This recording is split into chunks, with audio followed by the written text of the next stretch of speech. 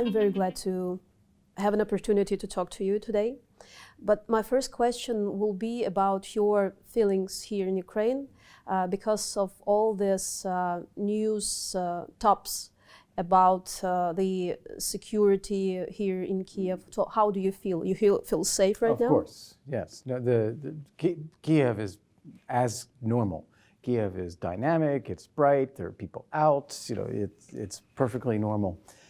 Russia has not done anything to invade Ukraine anew since what it did in 2014 and 2015, and then the low-level fighting going on in the east. So all of the news that we're seeing is about the maybe. You know, maybe they'll do something more. You know, they've put a vast array of military forces in and around Ukraine, in Crimea, in eastern Ukraine, and north of Ukraine, in Russia, and in Belarus. So there's a massive military presence there. But what will Putin actually decide to do? We don't know. And until then, life goes on. And I think it should go on. I think that it's important to show confidence and to show that Ukraine is a vibrant, strong country. But still, I want to make an accent why I asked the first question, at least one. Because there's some kind of difference of understanding the security aspect from the point of view of international press and the point of view of Ukrainian officials and politics. And this was the main thing that our people and your people out there made an accent. Why is the difference of understanding the security situation? There are several reasons behind this, I think, that are worth talking about. The first one is when you think about a threat, it's two components. It's capability and intent. I don't think there's much difference when we talk about capability. You know, we've seen what the Russian capabilities are that they've used to surround Ukraine. Ukrainians have seen those as well. I'm sure US and Ukrainian officials have discussed these things. I don't think there's a big difference there. Second question then is intent. Does Russia intend to invade further into Ukraine, you know, with significant forces or not? Here, I think the US intelligence community has come to a conclusion that probably they think so. Ukrainians have said, we don't think so. You know, we see Putin, we live next door to Putin, we don't think so. That's a reasonable, both are reasonable positions. I think, you know, you see what you see, it's hard to know exactly what is going to happen. And then the third thing is, what do you do about it? And again, differences here. I think the US has decided to make a very loud projection of the Russian threat. And I think that is on purpose because we didn't do it when they took Crimea. The West was kind of absent and Russia just kind of took it over. And we only applied sanctions after the fact and, you know, it was too late. So I think there's a decision not to let that happen again. We have to highlight this threat in order to prevent it from materializing. Second thing, though, I think where President Zelensky is coming from, and I agree with this, is it's important to show that we have determination and confidence and capability and resolve ourselves. There's no reason for panic. And I think that's important as well, and I think the US should be reinforcing that as well. And I think now we kind of are. We are increasing our security assistance to Ukraine, moving some forces from the US and from other parts of Europe to Central and Eastern Europe. Other NATO allies are doing that. Steady stream of visitors through Ukraine, including foreign leaders like Boris Johnson or Erdogan. So I think this is actually showing that kind of strength as well, which I think is important. So yes, there are differences in nuance here in the way people are handling it, but I think it's contributing to reducing the threat. And this situation, possibility of evacuation of diplomatic corpus here in Ukraine, it's part of this strategy, right? There's two ghosts here. I mentioned the first ghost, which is the loss of Crimea to Russian takeover because nobody did anything fast enough. That's one thing that haunts people. The second one is the catastrophe in Afghanistan, where we did not anticipate correctly how quickly the government would fall. We didn't inform American citizens, allies, Afghans who worked with us that this was about to happen. and it was a chaotic, disastrous situation. We all saw it on TV. So there's a determination to make sure that if anything's going to happen, we have already told American people in advance. So it's just to predict the situation. It's not the real threat for diplomatic families here in Ukraine. It's political cover, as I see it. Don't allow a situation where if something does happen, you didn't already tell people. Prevent it. I see. But another thing is that very obvious, the change of rhetoric of the speakers of White House, for example, Jane Psaki. Before, it sounded more like definitely Russia will attack. But now it's more like maybe, possibly, obviously. What makes her and other speakers to change their message? I think one thing, perhaps, is that they're listening to people in Ukraine more. That there's a we dialogue. Are listening people in, there's a dialogue, okay. and this is good. I think there should be a dialogue like that. I think also this idea of projecting some confidence on our side. But a third one, which I think maybe people in Ukraine should think about too, is by having highlighted this threat as much as we have, we've reduced it. How it accepts the other side, I mean, Kremlin and Putin, we'll talk later, but let's look at the situation more global. The meeting of United Nations Security Council on Monday, what did you see in this conversation? Did you see the real threat to global Atlantic security system, or it's just about Ukraine and about Eastern European borders? And do you see the real purpose of meeting at 18th of February? Will it give any advance? So Russia doesn't treat foreign affairs and diplomacy like other countries do. Yeah. So it uses something like the UN or these meetings that we had in Geneva as theater. The decision making is happening back behind closed doors without public discussion in the Kremlin. And the actions are taken as actions. And the diplomacy is meant to create a narrative, to create uncertainty, to see whether people are going to offer them things, but it's not serious. And so I think the UN Security Council, from Russia's point of view, was an opportunity for theater, not really reflecting what they will or won't do. For the US, it was a bit of theater as well, because what the US wanted to do was use a visible, public, and international law-bound forum in order to explain what Russia is and may be doing. And I think that was an important step to do, but Russia, because of that, decided, oh, we're going to blow this up and make it big and dramatic. So that that's just the theater of what happened. The reality is a bit more. It's more reality-based, if you will.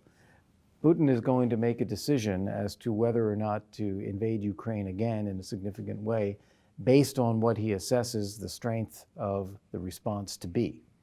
If he thinks that we're not paying attention, thinks that Ukraine is not strong, thinks that the West is not committed to helping Ukraine defend itself, that would encourage him to go ahead. If he sees that response that I described earlier, that we are beginning to see of actual movements of forces and actual increase of support to Ukraine, more visibility of leaders coming to Ukraine, that will weigh into his calculation as well. Talking about the motivation of Putin, his external international politics, whatever he does lately, is not only about Ukraine. It's about Belarus, it's about Poland, it's about the Baltic countries. So how far the threat you see from your point of view? Mm-hmm. Is it really not only about Ukraine right now? It's more globally, it's really the threat for Eastern European countries? Yeah, this is a great question because I think you're really trying to get into, so what is motivating Putin? Yep. You don't just put 100,000 troops around Ukraine for nothing. Or why do you do this?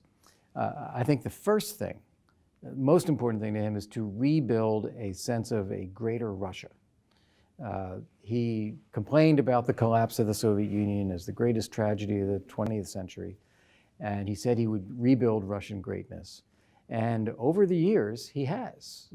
He has strengthened the military, he's renovated the nuclear forces, he's built up massive foreign exchange reserves, he's got control of the state industries now, he's strengthened the intelligence services. So he's done a lot inside Russia to strengthen Russia. He's also taken control of security services in Belarus, taken control of security services in Kazakhstan, just fortuitously. He has taken parts of Georgia, he's taken parts of Ukraine, and he occupies part of Moldova. So he's done a lot already, and I think that him going down in history as a leader who built Russia, who protected Russian citizens, who created this greater Russia on the territory of the former Soviet Union, I think that's important to him. Second thing that's important to him is getting some recognition for this from the West. He doesn't like the idea that Ukraine is an independent and sovereign state. He thinks it should be subordinate to Russia. He wants to go back from the Helsinki Accords of 1975, where every state in Europe is respected for its sovereignty, its territorial integrity. There's no threat or use of force, no changing borders by force. Every state can make its own decisions about what kind of political system it wants. Every state can choose its own alliances. He doesn't like this system. He wants to go back to Yalta, where it was divided up. There's East and West, and East is Russia's. And that's what he's trying to get recognition of. And then doing all of this then helps explain why Russians should accept that he's going to be their leader for life. Because it's not normal for a country to have the same leader for 30 years in a row. But that's the direction this is heading in. And having this reputation of building Russia and getting recognition for Russia's sphere of influence, he can use domestically. But actually, what started from Crimea and Donbass in 2014 spread to his ultimatums to NATO. Mm-hmm. So, understanding that NATO, freely speaking, that they're not going to spread the alliance, they're not going to accept any other countries for about, 10 years, There's no 20 date years. given. No date given. So why this year Putin spread his ultimatums about the spreading of NATO when no threat of the spreading is absent? Right. Why? Right. So the use of NATO enlargement as an excuse for building up the military and aggression is a device that Russia has constructed and has used for a few years now. It's not new this year. They've used this argument for several years. But Russia knows very well that NATO is not a threat to Russia. It's had a border with Russia since NATO was founded. Norway, Turkey. It knows the Baltic states are not a threat to Russia. They're not going to attack Russia. Come on. So it knows that NATO's military forces have decreased. As NATO has enlarged, it has also reduced its military presence in Europe. So there is no real threat here, and Russia knows that. But it knows that using this as an argument can influence publics and even government leaders in Western countries. So it's a convenient argument to make to see what kind of concessions or demands it can make that can be met. As to why this year, that's a very good question. I don't think we can get fully inside Putin's head. I do think there are a few things. This is a year of transition in Germany when we have a new government that's untested and led by the Social Democrats now. We have a French election coming up. We have a perception of weakness in the United States, especially after the fall of Afghanistan and the apparent lack of will that I think Putin picked out of that episode in the United States. We have the 100th anniversary of the founding of the Soviet Union, December 30th, 2022. And so I think Putin may have a bit of a desire to go down in history. Mm-hmm. But talking about other countries and their help for Ukraine right now, let's see what's going on. Do you see the possibility of any other international allies like Britain, Poland and Ukraine? Is it really helpful, and what really this alliance will be able to do? I mean, is this security help, arm help, diplomatic help, for what? So first off, I think Ukraine wants and should get support from all European countries and all NATO allies. And so I think this effort from Poland and from the UK is good. I think it's positive. And they are providing security assistance and advice and training to Ukrainians, and that's great. I think that should continue. I don't think there's anything magic about just that triangle of those three countries.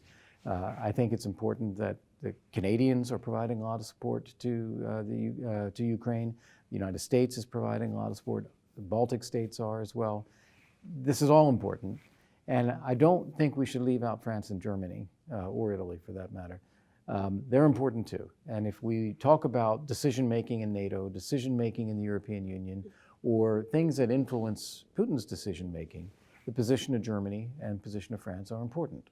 And so I think we all need to do as much as possible to bring them along. Germany has reasons, both historical and constitutional policy, why it is more restrained in support for Ukraine.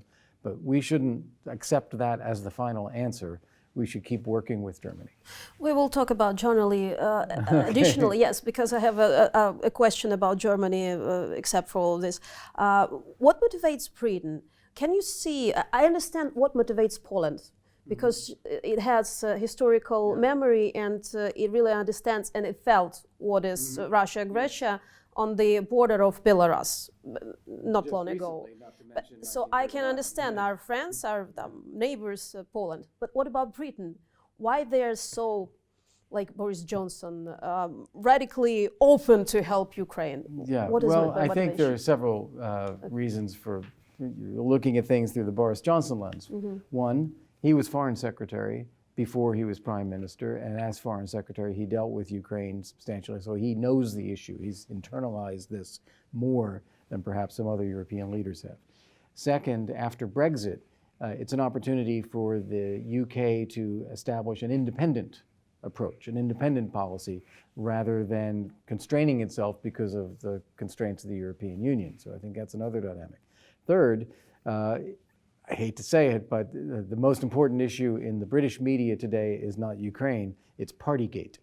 And this is about the COVID violations that the Prime Minister's drinks parties committed in the UK. So this is also important for him to get away from what might seem like a frivolous domestic issue and focus on an important international issue. That's why when we talk about help to Ukraine, we should look at it through the prism of entire political needs of the head of the country, right? Yeah. That's why my question about Germany next. Germany has been criticized for its weak position right now, for this aids of helmets, for Yes. weak position about sanctions to Kremlin, about weak position about Nord Stream 2 and its delay, possibility of its delay. And more of this, I've heard from one of the interview of my colleagues in Europe, everything, when it comes to Russia, German tries to sugarcoat in history. Like this phrase, how can we understand the position of Germany? Why they choose this politics? Yeah, there are lots of reasons. First one is the sense of guilt over World War II that dominates German thinking when it comes to militarism. So they don't want to see the German military involved in any conflict. They don't want to supply arms to countries that are in a conflict, and that's a requirement in German law. They don't want to be in a conflict with Russia. This brings up all these bad historical memories, and so they've taken themselves out of this. There is a postmodern sensibility in Germany that dialogue is everything. That all we can do is engage in dialogue, and we have to engage with Russia all the time. Then you have, even deeper in German history, you have both Clausewitz and Bismarck having given advice to German leaders saying, no conflict with Russia, because it will not, Germany will not succeed in a conflict with Russia. So they avoid that conflict. Another one is the frustration with the United States, which built up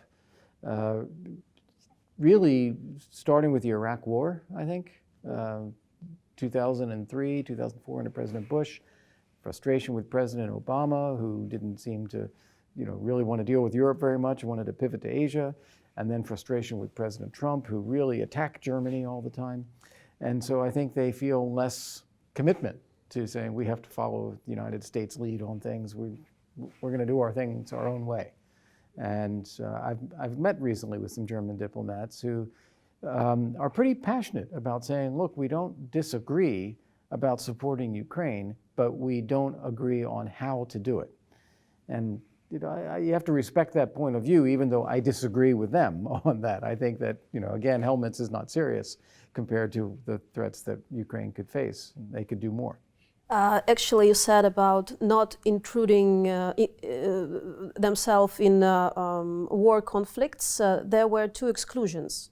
One with the Kurds in Turkey and help with arms and weapons, and another one with the Yugoslavia conflict with Croatia. Yeah. I heard one of the questions to the politics of Germany. So you have two exclusions. Yeah. Why not make exclusion for Ukraine? Do they really love Russia so much? I'm sorry for my... Yeah, it's not necessarily love, although there is a bit of a fascination, but afraid or determined to avoid being in a conflict with Russia. That's an overriding issue. Will it change the global position of Germany in the European continent? I don't think so. You don't think so? I don't think so. Many European countries are sympathetic to Germany's stance. And I don't want to name names, but you can go around Western and even a couple other places and find countries that say, yes, don't be too militarist, don't be too aggressive, dialogue and negotiation. We have a lot of business that we do with Russia, let's not mess it up. So a lot of countries think that way. There are other countries who think the opposite and say that we have to stand on principles here, and this is a threat to European security as a whole, and we have to deal with it. And Germany's the big country in Europe, whether it's the EU or NATO, they are critical to the capacity and to the decision-making. So I think Germany's kind of in the center here. Talking about other countries and talking about the messages that we hear from NATO. NATO will not fight for Ukraine. NATO will not fight inside Ukraine. Right. NATO will not fight. Yes. So who will fight except of us? Our diplomacy, the weapon that are given from your country and other countries, they're not afraid of Russian reaction on this. Yes, what you're pointing out is a lack of ambiguity. Mm-hmm. And from a security perspective, I understand why NATO is doing this. We want potential adversaries to know that Article 5 is ironclad, rock solid. If you attack a NATO member, NATO will come and defend that country and prevail, period. So in doing that, you convey that you're not going to do that for non-NATO countries. So Ukraine not being a member of NATO, it's, NATO has no obligation, so you're conveying that. The problem with that is it then gives kind of a green light to a potential aggressor against Ukraine. So, well, NATO's not going to do anything. So I think there's a reason why they don't want ambiguity, but there's a reason why ambiguity is useful as well. And I would prefer to see a situation where we talked more about NATO has no obligation to defend Ukraine, but NATO has an interest in the sovereignty and security of Ukraine. Mm-hmm. And I think statements like that would be more helpful. Are we trapped in the next Cold War wave? And if so, how the world is ready to break out of it? Do you see any sharp tactics, strategy how to do this? Wider NATO? I don't particularly like the labels just because we've been through a Cold War. Let's not label this one a new Cold War. Let's just deal with things as they are. Second, what I would say is we need to stand for the principles of our societies that we believe in. So the idea of Western democracy, and that's not just geographic, I mean conceptually. It's that people get to choose their governments, people have rights and freedoms, they have the right to build their own economy, their own country, the right to security, law, and so forth. So we need to stand up and protect these things. These are what are important to our countries, and we want to live in a climate in the world where those things are respected. So that's what we need to do. We now face greater threats to that idea and that order in the world from great powers like Russia and China than we have faced for a long time.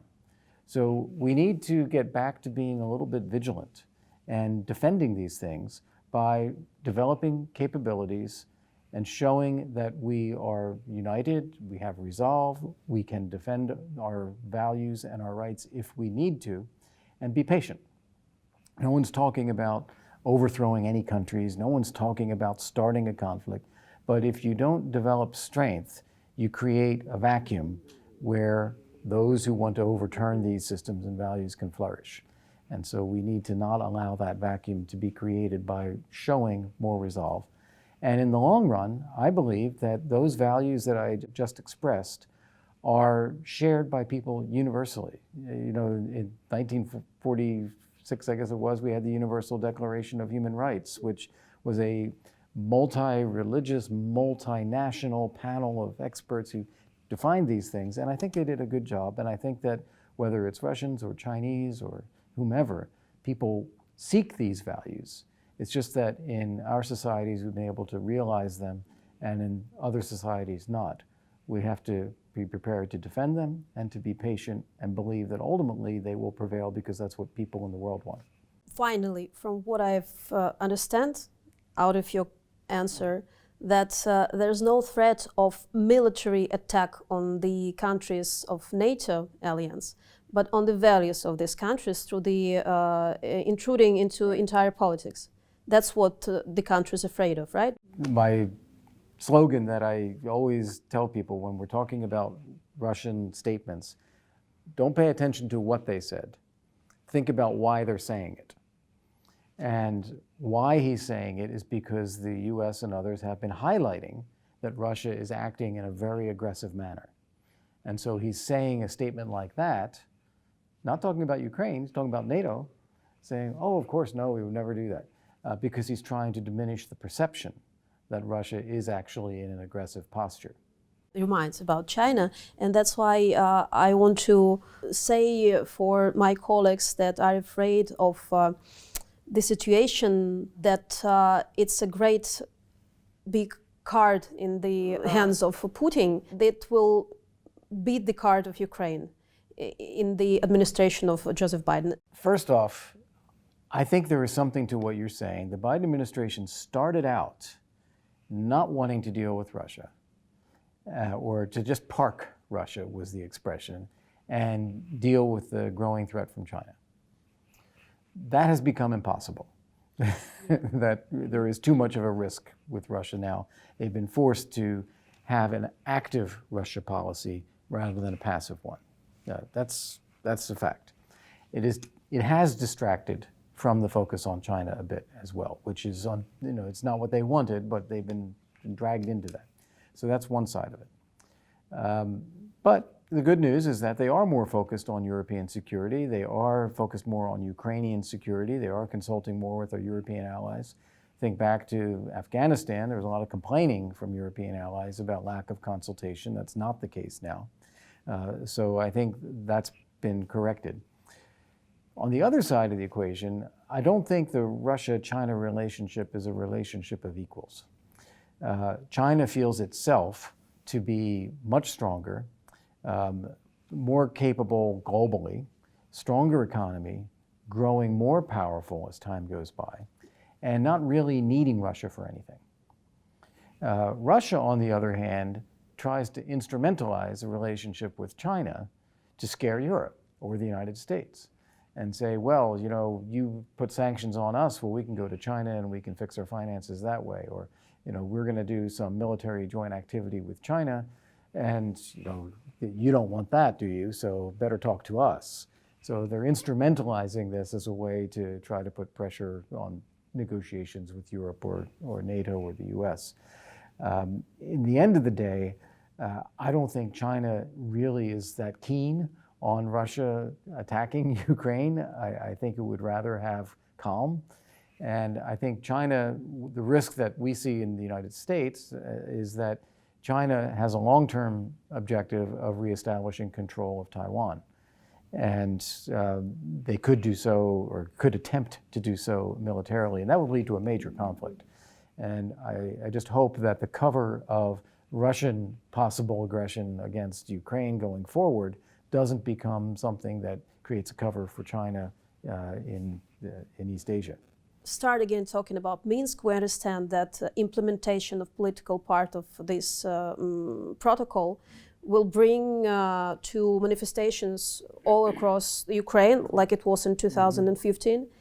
And more of this, it's just the plan of Putin to drown Ukraine into chaos and divide it part by part, step by step. So how far our international partners may go to push Ukraine implement this Minsk agreement? Yeah, honestly, I don't think that there's any further for them to go. I think that Ukraine has done pretty much everything that it is capable of doing as long as Russia occupies the territory in the east.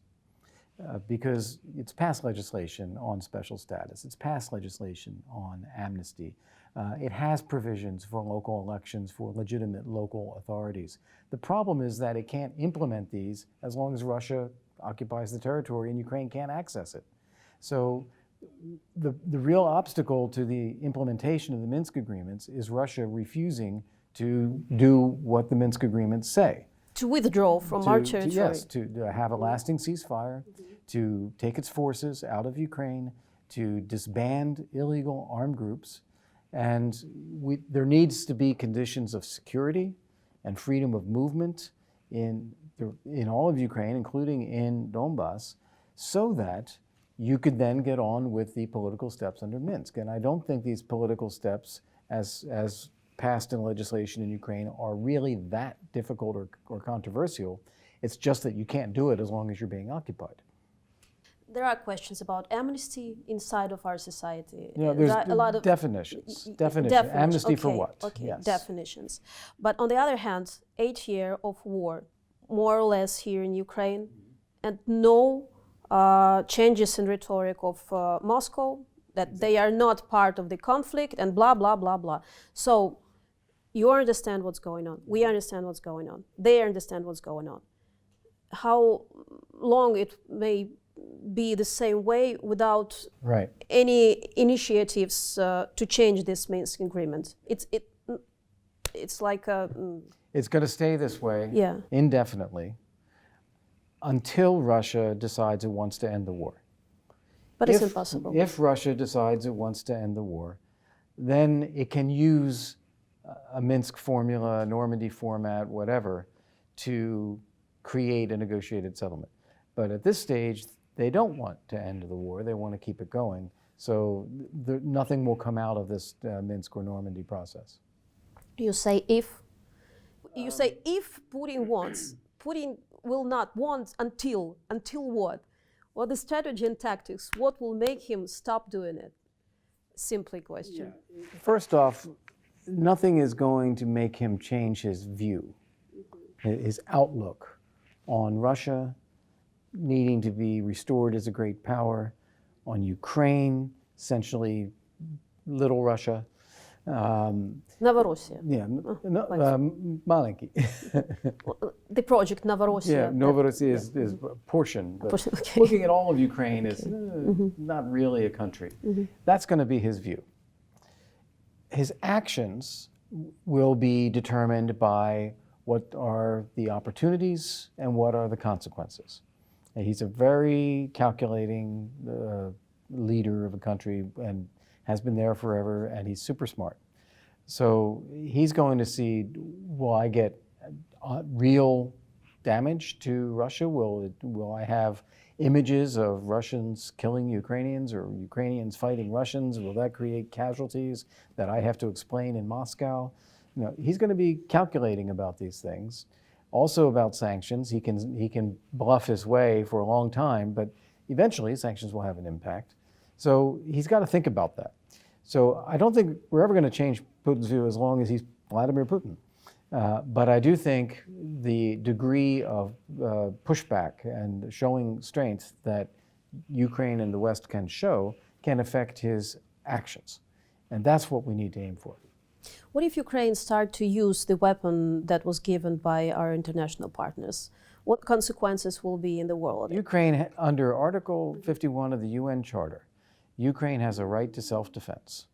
And if Ukraine is being attacked, it has a right to take out weapons and use them to protect itself. And I don't think anyone is going to criticize Ukraine for that. If it were to use them to try to attack another country, or if we're to use them, we're not talking about this. I know we're not, but that's the situation where there'd be a justification for complaining. But if Ukraine is using weapons in self-defense because of a new Russian advance into Ukrainian territory, no one is going to complain. Yeah, I think if you think about the spectrum in American politics, you have the far left, which would take that view of not provoking Russia. You'll also have people on the far right that take that view, and you'll have so-called realists that that we have to deal with Russia as a great power. So those are your three camps of people who think that it's provocative if we do something to actually defend values and defend countries in Europe. The majority of people, and when we talk about the Congress, the Senate or the House, the vast majority, you're talking more than 75% of senators, would think that no, we need to show resolve, strength, we need to defend our allies, and we need to support our friends who share our values like Ukraine. And you get very clear votes whenever a resolution comes up in the Senate for that. And when we finally do have an ambassador nominated to come to Ukraine, I guarantee you that we'll move fast and she will have unanimous support. Talking about diplomatic story between the United States and Ukraine for now, does all this internal political quarrelings, dividings, the situation with corruption, the situation with reforms of the legal sector, effects on the decisions of U.S. politics in order to help Ukraine? It interferes, or in the face of threats, it will go to the second and other. So this is another very good question. So at the moment, everyone is focused on the geopolitical threat and how to support Ukraine. And that is the number one thing. So no question. Over a long period of time, both looking back into the past for 30 years and also looking into the future, there is a tremendous frustration in the West that Ukraine has not done everything that it could do to implement political and economic and systemic reforms to strengthen its own economy, its own political system, to strengthen the rule of law. So that's a great source of frustration, and countries get tired. We want to help, but how can we help? And so that will come back someday. It's not the dominant issue today, but there will come back. That there'll be demands for Ukraine to please fix yourself so that our assistance can actually be more meaningful. On the side of Russia Federation, I'm sure that you know a lot of insights, and I want to understand what's the reaction of Putin's environment, close environment, and the Putin's society, because part of messages that I hear that people are tired of all this military federal channel bullshit that they hear each day. And it's interesting what the closest people around him understands in his politics. Are they going to shut the lights when they go out the planet or what? No, I'm sorry, it's funny, but... Yeah, I think, first off, Putin is the decision maker. So he has people around him, but he's the decision maker. Second, I think that it is all about the exercise of power. So what the people think about this or that is secondary. You don't want to create difficulties for yourself or create bad images, but that's not going to be guiding him. He's going to use images, he's going to use actions in order to shape perceptions, and he's very good at doing that. And I think that his motivations are, as we talked about earlier in the interview, it's about his purposes and how his actions domestically and in neighboring countries can benefit his vision. I cannot not to ask you this question. Have you seen the latest movie about München? I've heard of it. I haven't watched it. You haven't watched it. But actually, do you see any historical parallels of what's going on and was going on beforehand, the First World War, the Second World War? Well, the parallel that I see is the aggressor using justifications of national, Lebensraum in the case of Germany. All Germans should be part of Germany, and Putin giving people Russian passports and then claiming they need to act to defend Russians when they're not even threatened. So I see a parallel in that. I see a parallel in the buildup of military forces and threatening other sovereign countries. In terms of the reaction, yes, appeasement in 1939 was Chamberlain and telling the world that, okay, we've given Hitler something, but now it'll be peaceful. And of course, all it did was lead to the next set of demands. Yeah, Crimea. Yeah. So what we have now in the case of Russia, I don't think it's quite that yet. Crimea, yes, we didn't do enough to prevent Russia taking Crimea. We didn't do enough after they took Crimea. It led to their appetite in Donbass, and now we're seeing a renewal of that appetite again.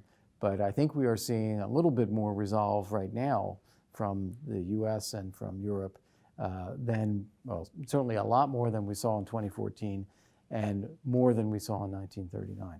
Thank you. Hopefully it will be like you predict. Thank you very much. Thank you very much. Okay.